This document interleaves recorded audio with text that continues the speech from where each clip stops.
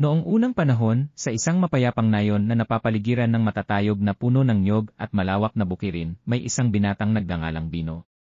Kilala siya sa kanyang kabaitan at tiyaga. Walang pagod siyang nagtatrabaho upang matulungan ang kanyang pamilya at mga kapitbahay. Kahit mahirap ang buhay, hindi kailanman nagreklamo si Bino. Pinapasan niya ang mabibigat na basket ng prutas, nag-aararo sa bukid, at ibinabahagi ang kanyang pagkain sa mga nangangailangan. Ngunit hindi lahat ay natutuwa sa kanyang kabaitan.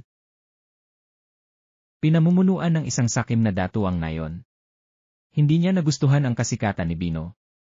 Isang araw, inakusahan siya ng datu ng pagnanakaw sa pananim ng kaharian. Ipinasentensya siya ng mabigat na parusa.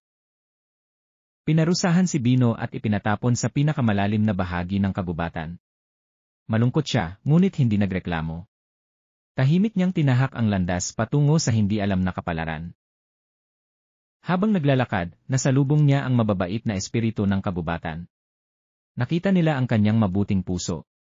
Inalok nila siya ng mahiwagang tubig na makakapagbago ng kanyang kapalaran. Uhaw at pagod, ininom ni Bino ang mahiwagang tubig. Bigla niyang naramdaman ang pagbabago sa kanyang katawan. Gumaan siya. Humaba ang kanyang mga braso na naging malalapad na dahon. Unti-unti siyang nag-ugat sa lupa. Mula noon, ang punong saging ay naging simbolo ng katatagan. Bagamat malambot ang katawan nito, hindi ito nababali. Katulad ito ng dinatitinag na kabaitan ni Bino. Sa ibang bersyon, isang dalagang nagngangalang Amaya ang nag-alay ng kanyang sarili upang mailigtas ang kanyang pamilya mula sa taggutom. Naantig ang mga Diyos at ginawa siyang isang punong may matamis na bunga. May isa pang kwento tungkol sa isang batang naligaw sa kabubatan. Hinanap siya ng kanyang kapatid. Ngunit ang natagpuan niya ay isang kakaibang punong may dahong hugis ng kanyang mga kamay, tila kumakaway ng paalam. Dahil sa mga kwentong ito, ang punong saging ay nananatiling paalala na kahit sa gitna ng pagsubok, ang katatagan at kabaitan ay maaaring lumikha ng isang bagay na maganda at panghabang buhay. Makalipas ang ilang taon, dahil sa kasakiman ng datu, unti-unting bumagsak ang nayon. Pinagsisihan niya ang kanyang ginawa. Dumalaw siya sa gubat ng mga saging at nangakong maghahari ng may katarungan.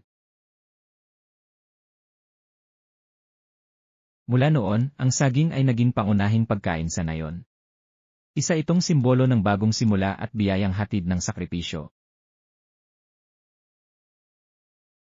Kaya sa tuwing ihip ang hangin sa dahon ng saging, naaalala natin ang mga alamat na isinilang mula sa tapang, sakripisyo, at kabutihan ng puso.